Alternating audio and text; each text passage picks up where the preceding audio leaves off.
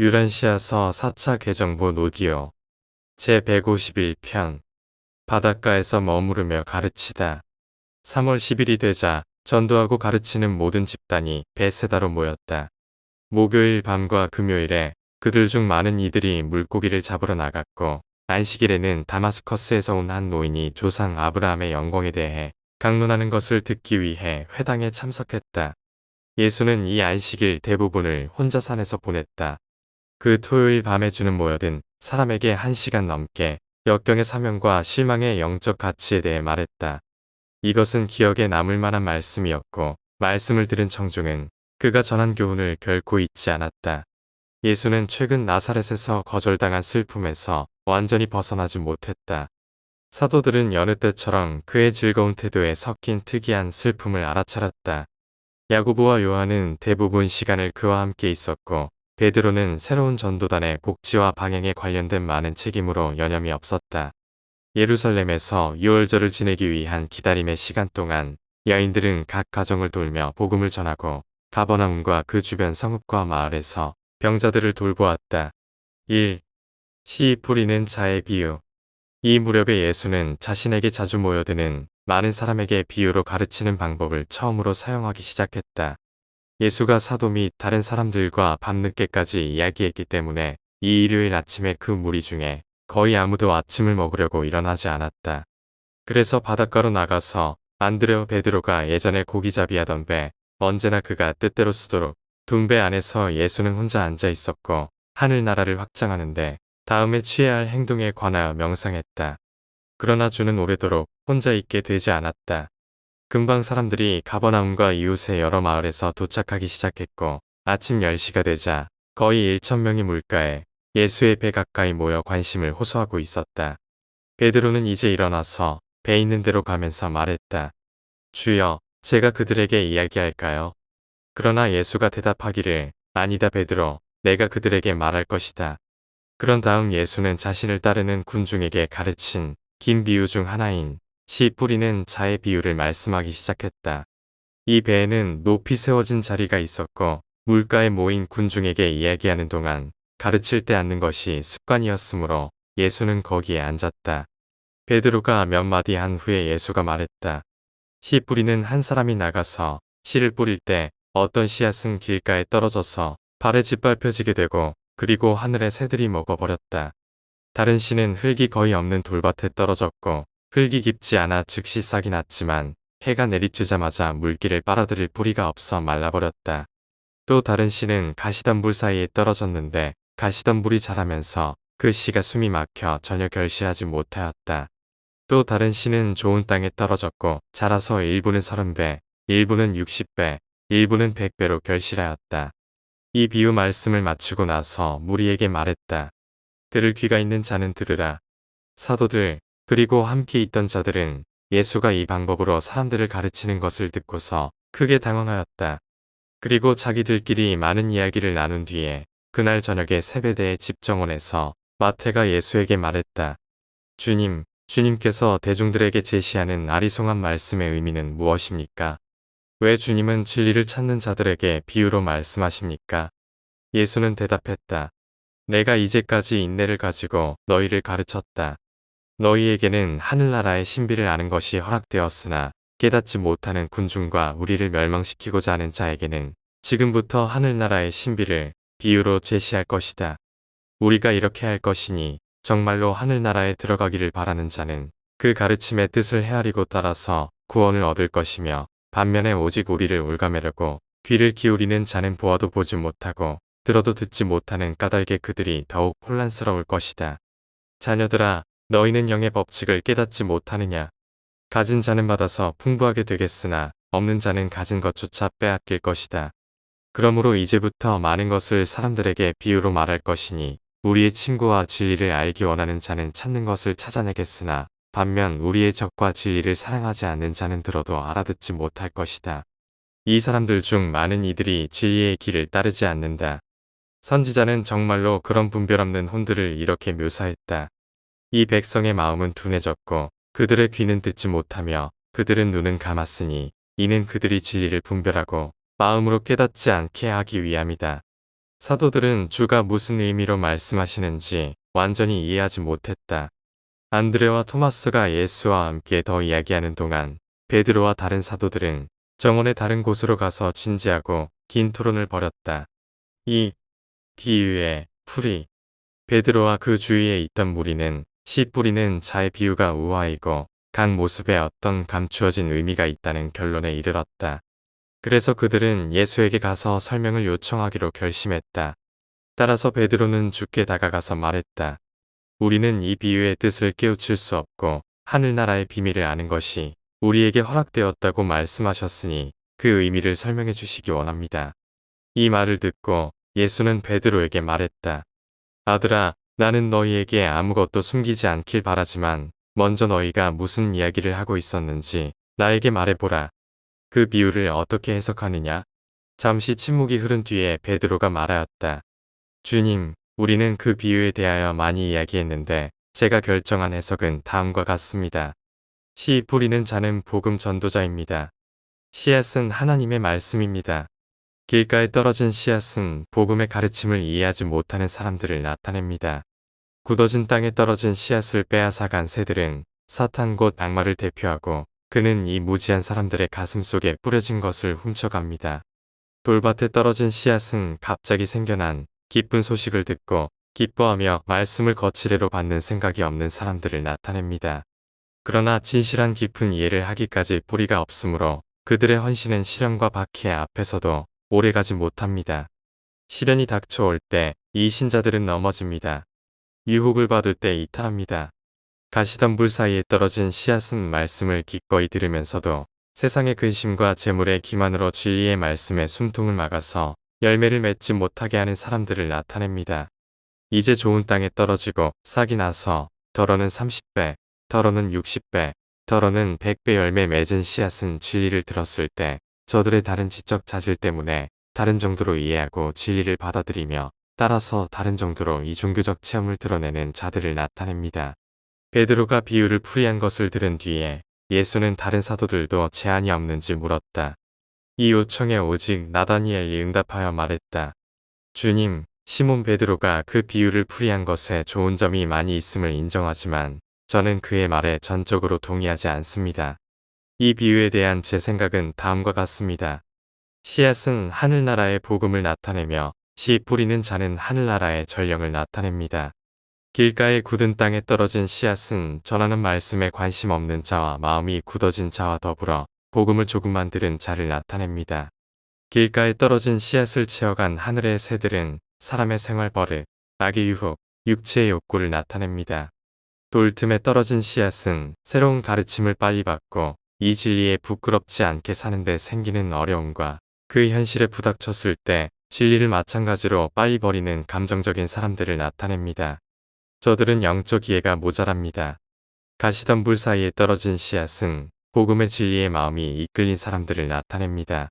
그들은 그 가르침을 따르려고 마음먹지만 그들은 삶의 자만, 질투, 시기, 그리고 인간 존재의 불안으로 방해받고 있습니다.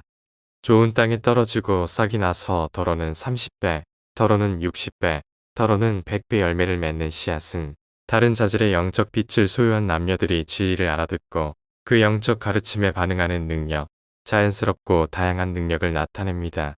나다니엘이 말을 마치자 사도들과 그 동료들은 진지한 토론에 빠졌고 진지한 논쟁에 들어갔다. 일부는 베드로의 해석이 옳다고 주장하였고 한편 거의 같은 수가 나다니엘의 해석을 옹호하였다. 그동안에 베드로와 나다니엘은 집으로 돌아와 서로 상대방의 마음을 바꾸고 설득하려고 작정하였다.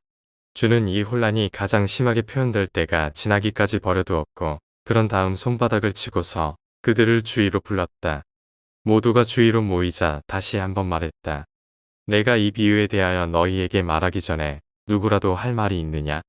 한순간 침묵이 흐른 뒤에 토마스가 입을 열었다. 예 주님, 제가 몇 마디 하고자 합니다. 한번 당신이 바로 이것을 조심하라고 우리에게 말씀하신 것을 나는 기억합니다. 우리가 설교를 위한 예를 들 때 우리는 우화가 아니라 참 이야기를 써야 하며 사람들에게 가르치기를 바라는 핵심이 되고 아주 중요한 한 가지 진리를 보여주기에 가장 적당한 이야기를 골라야 한다는 것. 그 이야기를 그렇게 이용하고 나서 그 이야기에 들어간 모든 자질구레한 세부를 영적으로 적용하려고 애써서는 안 된다고 가르치셨습니다. 내가 보기에는 이 비유를 풀이하려는 베드로와 나다니엘의 시도는 다 잘못되었습니다. 이렇게 하는 저들의 능력을 나는 칭찬하지만 자연 비유의 모든 세부가 영적으로 비슷한 의미를 갖게 만들려는 그러한 시도는 무엇이나 혼란을 일으키고 그런 비유의 참 목적을 심각하게 오해하게 만들 수 있을 뿐이라고 나는 똑같이 확신합니다. 내가 옳다는 것은 우리가 1시간 전에 모두 같은 마음을 가지고 있었던 반면 지금은 이 비유에 대해 서로 다른 의견을 가진 두 집단으로 나뉘었다는 사실로 충분히 증명됩니다. 그리고 각자 그렇게 강하게 의견을 주장하고 있어 내 생각에는 우리가 이 비유를 대중에게 전했을 때 당신이 생각했던 큰 진리를 온전히 이해하는 데 방해가 될 수 있다고 생각합니다. 토마스가 한 말은 그들 모두를 조용하게 만들었다. 그들은 예수가 이전에 가르쳐 주었던 것들을 되새기게 되었고 예수가 다시 말씀을 시작하기 전에 안드레가 일어나서 말했다. 나는 토마스가 옳다고 확신하며 그가 씨 뿌리는 자의 비유에 어떤 의미를 부여하는지 듣고 싶습니다. 예수가 토마스에게 말하라고 손짓하자 토마스가 말했다. 형제들아, 나는 이 토론을 더 이상 하고 싶지 않지만 그대들이 원한다면 나는 이 비유가 우리에게 하나의 중요한 진리를 가르치기 위해 말씀했다고 생각한다. 그것은 바로 우리가 복음을 가르칠 때 아무리 신실하고 효율적으로 우리의 신성한 사명을 수행한다고 해도 그 결과는 여러 가지 정도로 다르게 나타날 것이다. 이러한 결과의 차이는 모두 우리의 사역 환경에 직접적으로 내재된 조건들 때문이다. 그리고 그런 조건들은 우리가 거의 또는 전혀 통제할 수 없는 것들이다. 토마스가 말을 마친 후 동료 설교자들의 대부분은 그와 의견을 함께할 준비가 되었고 심지어 베드로와 나다니엘도 그와 이야기하려고 다가가고 있었는데 그때 예수가 일어나서 말했다. 잘했다 토마스. 너는 비유의 참 의미를 헤아렸다. 그러나 베드로와 나다니엘도 똑같이 잘했는데 그들이 내 비유들에서 우화를 만들어내려는 위험을 충분히 보여주었기 때문이다. 마음속에서 너희는 추측하는 상상의 날개를 통해 유익을 얻을 수 있지만 그런 결론을 대중의 가르침 일부로 제시하려 할 때는 실수를 하게 된다. 긴장이 풀렸기 때문에 베드로와 나다니엘은 서로의 해석을 축하했다. 알페오 쌍둥이를 빼고 사도들은 각자 그날 밤에 잠자리에 들기 전에 씨 뿌리는 자의 비유를 대담하게 풀이해 보려고 했다. 가룟 유다조차도 매우 그럴듯한 해석을 내놓았다. 12사도는 때때로 자기들끼리 우화를 풀이하듯 주가 말씀하신 여러 비유를 이해하려고 애쓰곤 했지만 다시는 결코 그런 추측을 심각하게 여기지 않았다. 이것은 사도와 그 동료들에게 매우 유익한 시간이었고 계속 대중을 가르치는 것과 관련하여 이때부터 예수가 비유를 점점 더 이용했기 때문에 더군다나 그랬다. 3. 비유에 대하여 더하신 말씀. 사도들의 뇌리에는 비유에 몰두해 있었고 너무 지나쳐서 다음 날 저녁 전체가 비유를 더 토론하는 데 쓰였다. 예수는 저녁 회의를 이 말씀으로 서두를 꺼냈다. 사랑하는 자들아, 진리의 발표가 너희 앞에 있는 사람들의 지성과 마음에 맞도록 너희는 반드시 가르침을 다르게 해야 한다. 다른 지성과 기질을 가진 대중 앞에 설 때 각 수준에 듣는 사람들을 위하여 각기 다른 말씀을 할 수 없으나 가르침을 전하기 위한 하나의 이야기를 할 수는 있다. 그리고 각 집단, 각 개인도 자신의 지적, 영적 자질에 따라 너희들의 비유에 대한 자신만의 해석을 할 수 있을 것이다. 너희는 너의 빛을 비추되 지혜와 분별을 가지고 그렇게 해야 한다. 아무도 등불을 켤 때 그릇으로 덮거나 침대 밑에 두지 않고 모두가 등불을 그 빛을 볼 수 있는 받침 위에 둔다. 너희에게 말하니 하늘나라에는 밝히지 말라고 감춘 것이 하나도 없고 궁극에 알려서는 안 될 비밀이 하나도 없다. 궁극에는 이 모두가 빛에 드러날 것이다. 군중이 어떻게 진리를 들을까 하는 것만 생각하지 말고 너희가 또한 어떻게 듣는지 자신에게 눈을 돌려라. 내가 여러 번 너희에게 말했음을 기억하라. 가진 자는 더욱 받겠고 가지지 않은 자는 자신이 가졌다고 생각하는 것마저 빼앗길 것이다. 비유에 대한 지속적인 논의와 그 해석에 대한 추가 지시는 다음과 같이 현대어구로 요약되고 표현될 수 있다. 1. 예수는 복음의 진리를 가르치는데 꾸며낸 이야기나 우화를 쓰지 말라고 조언하였다. 그는 비유, 특히 자연을 소재로 한 비유를 아낌없이 쓰기를 권고했다. 진리를 가르치는 수단으로 자연세계와 영적 세계 사이에 존재하는 유사성을 이용하는 것이 가치 있다고 강조했다. 자연에 있는 것이 영실체의 그림자, 휙 지나가는 비현실적 그림자라고 자주 언급했다. 예수는 히브리 성서로부터 서너 가지 비유를 말씀했고 이 교육 방법이 온통 새롭지는 않다는 사실의 주의를 불러일으켰다. 그러나 이때부터 계속 이용한 바와 같이 비유는 거의 새로운 교육 방법이 되었다. 3. 예수는 사도들에게 비유의 가치를 가르치면서 다음 몇 가지 점들을 강조했다. 비유는 방대하게 다른 수준의 지성과 영에게 동시에 호소할 수 있게 한다. 비유는 상상력을 자극하고 분별력을 요구하며 비판하는 생각을 촉진시킨다. 비유는 적대 감정을 일으키지 않으면서 이해를 촉진시킨다. 비유는 아는 것으로부터 알지 못하는 것을 깨우치기까지 나아간다. 비유는 영적이고 물질을 초월하는 것을 소개하는 수단으로서 물질적이고 자연스러운 것을 이용한다. 비유는 치우치지 않은 도덕적 결정을 내리기 쉽게 만든다. 비유는 많은 편견을 피하고 새로운 진리를 품위 있게 지성 속에 받아들이게 하며 개인적으로 분노하는 자기 방어를 최소로 줄이면서 이 모든 것을 이룬다. 비유에 담긴 진리를 거부하는 것은 자신의 정직한 판단을 무시하는 행동이다. 비유는 사람의 생각을 자극하고 듣는 사람들을 깊이 생각하게 만드는 역할을 한다. 비유 형식의 가르침을 사용하면 선생은 새로운 진리나 심지어 놀라운 진리도 전달할 수 있다. 동시에 논란이나 기존의 전통과 권위와의 격돌을 대부분 피할 수 있다. 비유는 또한 나중에 똑같은 익숙한 장면과 마주칠 때 가르친 진리를 기억하도록 자극하는 이점을 가진다. 이처럼 예수는 자신의 대중적인 가르침에서 점점 더 많은 비유를 사용하는 이유를 제자들에게 알리려 했다. 저녁 수업이 끝날 무렵에 예수는 씨 뿌리는 자의 비유에 대하여 처음으로 논평했다. 그 비유가 두 가지를 언급한다고 했다. 첫째로 그 비유는 그때까지 자신의 사명에 대한 평가였고 땅에서 여생 동안에 자기 앞에 놓인 일을 예측한 것이었다. 둘째로 또한 시간이 지남에 따라서 사도들 그리고 다른 하늘나라 전령들이 대대로 봉사하면서 무엇을 기대할 수 있을지에 대한 힌트이기도 했다. 예수는 또한 예루살렘의 종교 지도자들의 세심한 노력에 대하여 가능한 최선의 반박으로서 비유를 쓰는 데 의존했는데 이들은 예수가 한 일이 모두 악령과 악마왕의 도움을 얻어서 행해졌다고 가르쳤다.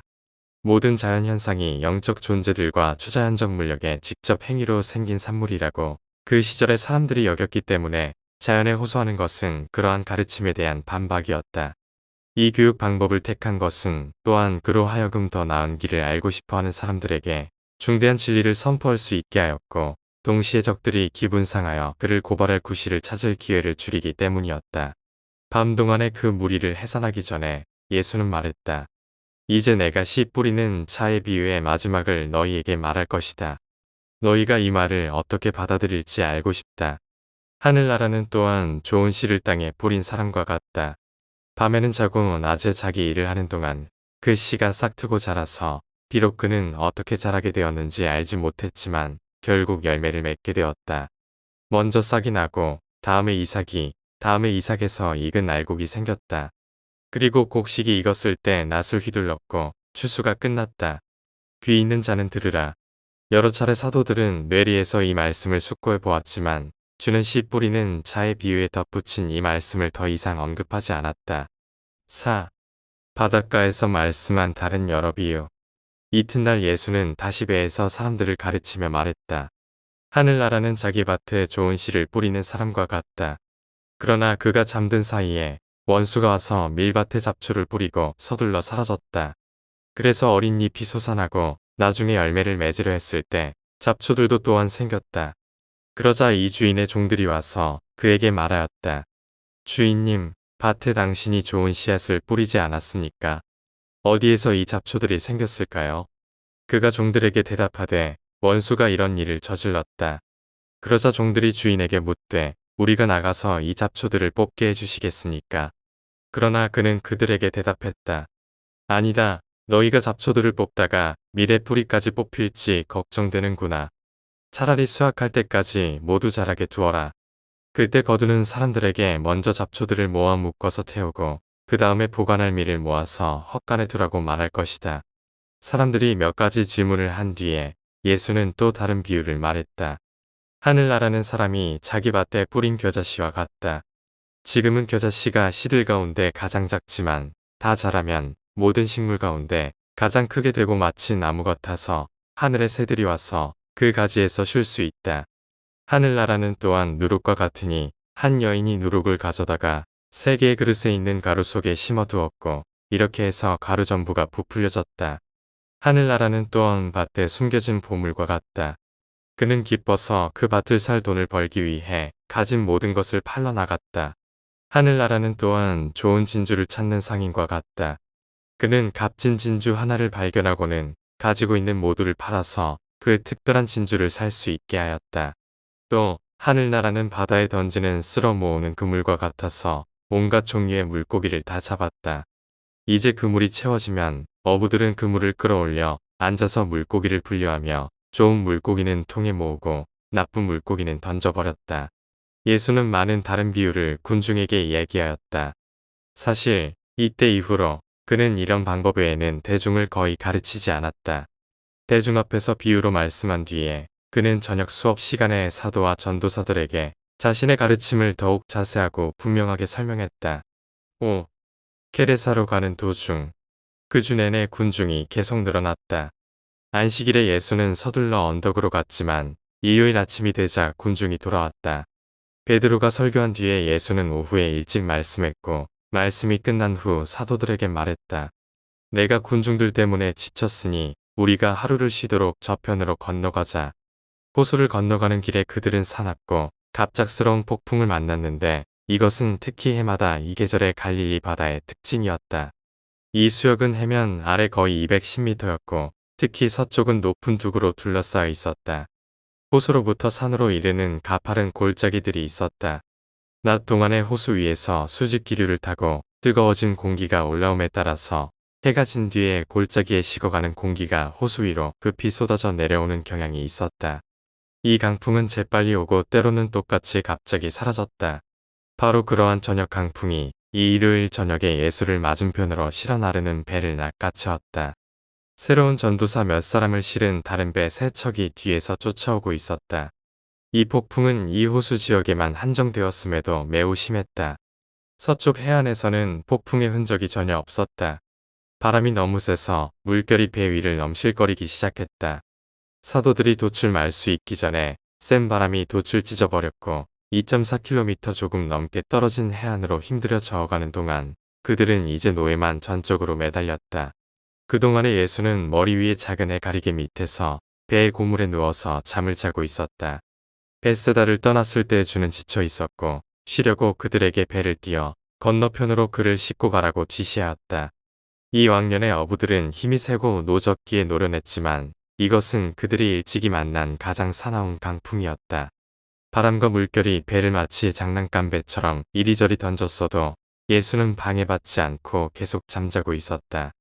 베드로는 고물 가까이 바른 편 노를 저었다. 비로소 배에 물이 차자 베드로는 노를 놓고 예수에게 달려가서 깨우려고 세차게 흔들었다. 그가 잠에서 깨자 베드로가 말했다. 주님, 우리가 사나운 폭풍 속에 있는 줄 모르십니까? 주께서 우리를 구하지 않으면 우리가 모두 죽을 것입니다. 빗속으로 나왔을 때 예수는 먼저 베드로를 보았다. 다음에 애써서 노 젓는 사람들을 어둠 속으로 들여다보면서 흥분하여 아직 자기 노로 돌아가지 않은 시몬 베드로를 얼른 돌아보고 예수는 말했다. 왜 모두가 그리 두려움에 가득 차 있느냐? 너희의 믿음이 어디 있느냐? 조용히 침착하라. 베드로와 다른 사도들에게 예수의 이 꾸지람이 떨어지기가 무섭게 베드로에게 마음의 평정을 찾으라고 명하자마자 그때 휘몰아친 대기는 평형 상태를 유지했고 잠잠해지며 매우 고요해졌다. 성난 물결은 거의 즉시 가라앉았다. 잠시 소나기를 내렸던 검은 구름은 사라지고 하늘의 별들이 머리 위로 빛났다. 우리가 판단할 수 있는 한 이 모두가 순전히 우연히 일어났다. 그러나 사도들, 특히 베드로는 결코 이 사건을 자연의 기적으로 여기는 것을 중단하지 않았다. 모든 자연이 영세력과 초자연 존재들이 직접 지배하는 현상이라고 굳게 믿었으므로 그 시절의 사람들이 특히 자연의 기적을 믿기는 쉬웠다. 예수는 그들의 불안한 마음을 향해 말씀하시고 두려움에 떠는 사람들에게 이야기했다. 자연이 그의 말에 복종하라 명령하지 않았다고 12사도에게 분명히 설명했지만 아무 소용이 없었다. 주를 따르는 자들은 언제나 그렇게 우연히 일어난 모든 일에 자신의 해석을 고집했다. 이날부터 계속 그들은 고집하여 주가 자연력에 대하여 절대 권력을 가졌다고 생각하였다. 베드로는 어떻게 바람과 파도조차 그에게 복종하는지에 대해 이야기를 늘어놓는 것에 결코 지치지 않았다. 예수와 동료들이 호숫가에 닿았을 때는 늦은 저녁이었다. 고요하고 아름다운 밤이었기 때문에 모두 배에서 쉬었다. 이튿날 아침 해가 뜨고 조금 지났을 때까지 물가로 가지 않았다. 거의 40명이 함께 모였을 때 예수는 말했다. 아버지 나라의 문제들을 우리가 깊이 명상하는 동안 저쪽 산으로 올라가서 며칠 동안 머무르자. 6. 케레사의 미치광이. 호수의 동쪽 근처에 있는 대부분의 물가는 고지대 너머로 완만하게 경사져 있었지만 이 지점에는 가파른 언덕이 있었고 어떤 곳은 호수로 깎아질러 내려갔다. 예수가 가까운 언덕 옆을 가리키면서 말했다. 아침 식사를 하러 언덕 위로 올라가자. 아늑한 아래에서 쉬면서 이야기하자. 이 산허리 전부가 동굴로 덮였고 이것들은 바위에서 파여진 곳이었다.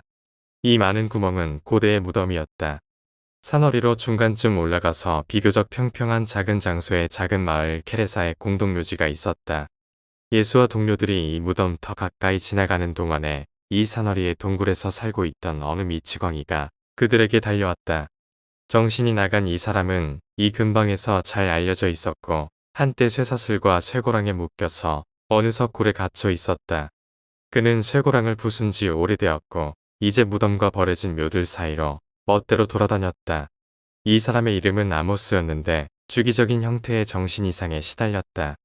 발작 중에 그가 옷을 제대로 입고 그의 동료들 속에서 제법 잘 처신하는 때도 꽤 있었다. 생각이 온전했던 이 기간들 중에 그는 베세다로 갔고 거기서 예수와 사도들의 설교를 들었으며 그때 하늘나라 복음을 반쯤 믿는 사람이 되었다. 그러나 곧 병세가 심해져서 나타났고 그는 무덤으로 달아났다. 거기서 신음하며 크게 울부짖었고 그는 우연히 마주친 모든 사람을 두렵게 만들 정도로 그렇게 행동했다. 예수를 알아보자 아모스는 털썩 주저앉아서 외쳤다. 예수여, 나는 당신을 압니다. 그러나 나는 악령들에게 사로잡혀 있으니 나를 괴롭히지 말아 주시기를 간청합니다. 주기적으로 겪는 정신적 고통은 그런 때의 악령이나 더러운 귀신들이 그에게 들어가서 지성과 몸을 지배하기 때문이라고 이 사람은 정말로 믿었다. 그의 병은 대체로 감정적인 것이었다. 그의 머리는 심각한 질병이 아니었다. 동물처럼 그의 발밑에 웅크리고 있는 그 사람을 내려다보면서 예수는 손을 뻗어 그의 손을 잡아 일으켜 세우고 말했다. 아모스, 너는 악령이 들리지 않았고 내가 하나님의 아들이라는 좋은 소식을 이미 들었다. 내가 너에게 명하니 이 발작에서 깨어나라. 예수가 이렇게 말씀하심을 들었을 때 아모스의 지성에 큰 변화가 일어나서 그는 금방 제정신이 들었고 정상으로 감정을 자제하였다. 이때가 되자 근처의 마을로부터 어지간히 많은 사람이 모여들었고 위에 산지로부터 온 돼지치는 자들 때문에 수가 불어난 이 사람들은 그 미치광이가 예수와 그 추종자들과 함께 앉아서 멀쩡한 정신으로 자유롭게 함께 이야기하고 있음을 보고 깜짝 놀랐다. 미치광이를 길들였다는 소식을 퍼뜨리려고 그 돼지치는 사람들이 마을로 불이 나게 달려가자 30마리쯤 되는 아무도 돌보지 않는 작은 돼지떼에 개들이 돌진하여 돼지 대부분을 벼랑을 넘어 바다로 몰았다. 이 우연한 일이 예수가 계신 것과 그 미치광이가 기적으로 고침을 받았다고 생각된 것과 관련해 아모스에게서 한 군대의 악령을 몰아내므로 예수가 그의 병을 고쳤고 이 악령들이 돼지떼에 들어가서 돼지들이 당장 밑에 있는 바다로 곤두박질 쳐서 죽게 만들었다는 신화를 낳았다. 그날이 저물기 전에 돼지치는 사람들이 이 사건을 널리 퍼뜨렸고 그 마을 전체가 이를 믿었다. 아모스는 아주 확실히 이 이야기를 믿었다. 불안한 정신이 가라앉은 뒤에 곧 그는 언덕의 벼랑을 넘어서 돼지들이 굴러떨어지는 것을 보았다. 그렇게 오랫동안 자신을 괴롭히고 병들게 한 바로 그 악령들을 돼지들이 데리고 갔다고 언제나 믿었다. 그리고 이것은 그의 병이 영구히 나은 것과 크게 관련이 있었다. 예수의 사도들, 토마스 제외 모두가 그 돼지 사건이 아모스병의 치료와 직결된다고 믿었다는 것도 사실이다. 예수는 찾고 있던 휴식을 얻지 못했다. 그날의 대부분 아모스가 병 고침을 받았다는 말을 듣고 온 사람들, 악령들이 그 미치광이한테서 나와서 돼지떼에게 들어갔다는 이야기에 이끌린 사람들에게 둘러싸였다. 그래서 겨우 하룻밤 쉬고 난 뒤에 화요일 아침 일찍 예수와 친구들은 돼지를 기르는 이 이방인 대표단 때문에 잠이 깨었다. 그들은 예수가 그들 가운데서 떠나기를 요구하러 왔다. 그들의 대변인이 베드로와 안드레에게 말했다. 갈릴리의 어부들이여, 우리한테서 떠나시고 당신의 선지자를 모시고 가시오. 우리는 그가 거룩한 분인 줄 알지만 우리 시골의 신들은 그를 모르고 우리는 돼지를 많이 잃을 위험에 처해 있습니다. 당신을 두려워하는 마음이 우리에게 닥쳐왔으니 당신이 여기를 떠나시기를 바랍니다. 예수가 이들의 말을 듣고 나서 안드레에게 말했다. 우리 장소로 돌아가자. 막 떠나려 하는데 아모스가 예수에게 그들과 함께 돌아가도록 허락해달라고 했지만 주는 찬성하려 하지 않았다. 예수는 아모스에게 말했다. 내가 하나님의 아들임을 잊지 말라. 친족에게 돌아가서 하나님이 너를 위하여 얼마나 큰 일을 하셨는지 보여라. 아모스는 예수가 그의 불안한 혼으로부터 한 군대의 악령을 몰아냈고 이 악령들이 돼지떼에 들어가서 돼지들을 빨리 죽게 몰았다고 말을 퍼뜨리고 다녔다. 데카폴리스의 모든 도시로 가기까지 예수가 그를 위하여 얼마나 큰 일을 했는지 외치는 것을 그는 멈추지 않았다.